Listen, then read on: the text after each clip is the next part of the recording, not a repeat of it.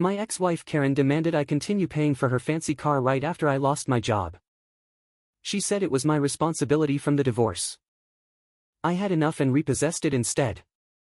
Let me take you back, guys, because this whole mess started long before that phone call. I am Alex Reed. Karen and I were married for 8 years in this quiet suburban neighborhood outside the city. She always acted like the queen of the block. As president of our HOA, she sent violation notices to everyone, including me, over the smallest things.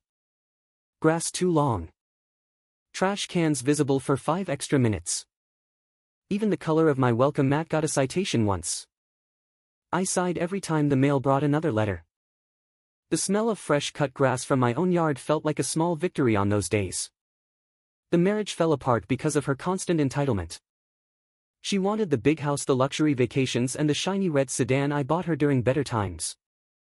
The car title stayed in my name because her credit was terrible. I covered the payments as part of our divorce settlement. I figured it was fair at the time. Then everything changed 6 months ago. The company laid me off without warning. One day I had a steady engineering job with good benefits. The next day I sat at the kitchen table staring at the termination letter. My heart pounded hard. The room smelled like stale coffee from the pot I had brewed that morning, hoping for a normal day. Bills piled up fast. Rent, groceries, utilities. I cut every extra expense. The car payment for Karen was one I could no longer afford. I called her one evening after a long day of job hunting. My voice cracked a little. Karen, listen, I lost my job last month. Money is tight. I cannot keep paying for the sedan anymore. Can we work something out? Her response hit like a slap. You owe me, Alex. The divorce agreement says you handle the car. I need it for work and HOA meetings. Do not even think about stopping. Her shrill voice echoed through the phone speaker. I could picture her pacing in that big house we used to share. The same house she fought to keep in the settlement. I took a deep breath. The faint scent of my microwave dinner lingered in the air. Karen, I am unemployed now. I have severance, but it will not last forever. What do you expect me to do? She laughed bitterly. Sell some stuff. Get another job faster. You always figure it out. This is on you. Click. She hung up. I sat there in silence. My shoulders slumped. The clock ticked loudly on the wall. Can you believe that? After everything I gave her during the marriage, she still demanded more. Days passed. I sent her a polite email explaining my situation with proof of the layoff. No response. Then the text started. Late at night. Demanding updates on the payment. Threatening to take me back to court. One afternoon she showed up at my rental house unannounced. The sun beat down hot on the driveway. I opened the door and there she stood in designer sunglasses, hands on hips. The familiar heavy perfume she always wore mixed with the smell of cut lawn from the neighbor's yard.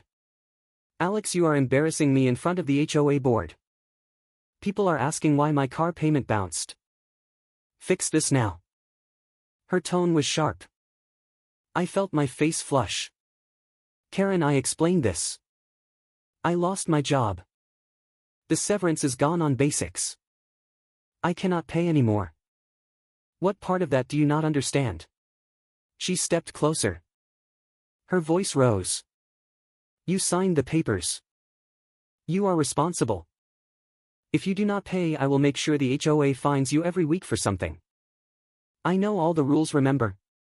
I sighed deeply. The warm breeze carried the sound of kids playing down the street. Why are you like this? We are divorced. Move on. I have nothing left to give. She stormed off, muttering about lawyers. That night I could not sleep. My mind raced. The divorce papers clearly stated the car remained in my name and I held repossession rights if payments stopped. I had kept up my end until the layoff. A small twist came when I checked with a lawyer friend the next day. He confirmed it. You can legally repossess if the loan is in your name and payments cease. It is within your rights, Alex. I wrestled with the decision for a week. Guilt mixed with anger. The smell of rain on pavement filled the air during one stormy evening walk. I exhaled slowly. Was I really going to do this? Yes. She pushed too far. I contacted a reputable repossession company. They scheduled it for the following Thursday morning. The day arrived bright and sunny. I parked across the street to watch from a distance. My heart pounded like a drum.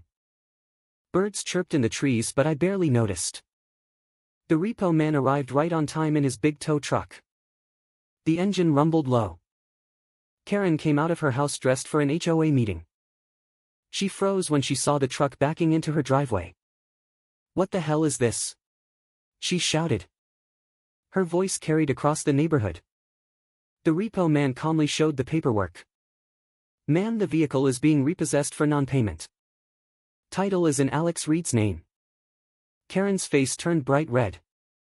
She waved her arms wildly. "You cannot do this.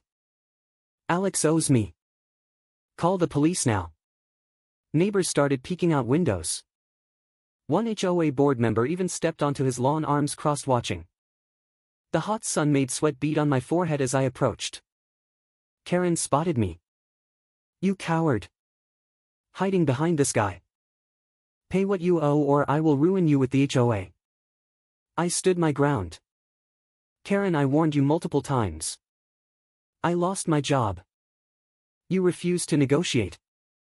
This car is legally mine to reclaim." The repo man hooked the strap to the bumper with a metallic clank. The sound echoed. Karen lunged forward, trying to block the truck. "No way. This is theft. I will sue you for everything." The police arrived minutes later after her frantic call. 2 officers stepped out. One asked for paperwork. The repo man handed it over. I explained calmly. "Officers, the loan and title are in my name. Payments stopped after my layoff. I have the divorce agreement right here." Karen interrupted, screaming. "He is harassing me. Make him stop." The lead officer reviewed everything. "Sir, this appears legal. Ma'am, you will need to vacate the vehicle." Karen's mouth fell open. She looked around at the growing crowd of neighbors. Her usual HOA authority crumbled in front of everyone. The scent of exhaust from the tow truck filled the air. She finally stepped back, defeated. Her shoulders shook as she sighed heavily. The truck pulled away slowly with the shiny red sedan trailing behind. I watched it disappear down the street. Relief washed over me, mixed with a touch of sadness. Karen stood alone in her driveway. For the first time she looked small. No more demands. No more threats. In the weeks that followed, she tried one last legal push. She filed papers claiming emotional distress. The judge threw it out quickly after seeing the documentation. A small twist came when several HOA residents quietly thanked me. They had grown tired of her overreach too. Karen resigned from the board soon after. She sold some jewelry to buy a cheaper used car. I heard she started taking the bus to save money. The neighborhood felt calmer without her constant citations. I sold the repossessed sedan at a fair price. The money helped me cover bills while I landed a new job 3 months later. Better pay, actually. Standing up for myself changed everything. Guys, if someone in your life keeps taking without giving back, do not let them walk all over you. Set boundaries. Protect what is yours. Karma has a way of balancing things when you refuse to be a doormat. I sighed in contentment every morning now. The sun feels warmer. The air smells fresher. Justice tastes sweet when you finally claim it.